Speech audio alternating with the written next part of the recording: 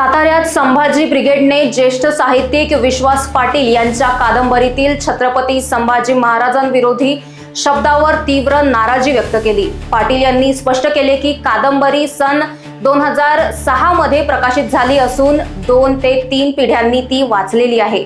जर अनावधानाने एखादा शब्द चुकीचा गेला असेल तर तो मागे घेण्याची माझी पूर्ण तयारी आहे। तरुण मित्रांशी चर्चेत बसून मार्ग काढण्यास मी तयार आहे, असेही पाटील म्हणाले।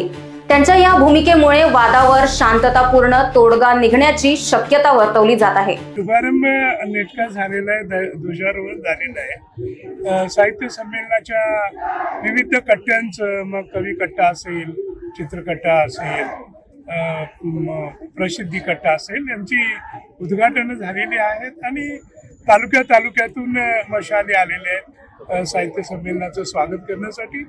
आणि एकूणच सातारकरांचा उत्साह मोठा दिसतो आहे आणि त्याहीपेक्षा माझ्या दृष्टीनं महाराष्ट्र, बेळगाव, त्याच्यानंतर नागपूर, हैदराबाद इत्यादी ठिकाणाहून माय मराठीवर प्रेम करणारे अनेक रसिक इकडे दाखल होत आहेत आणि त्यांचा उत्साह पाहून आमचाही उत्साह वाढतो आहे।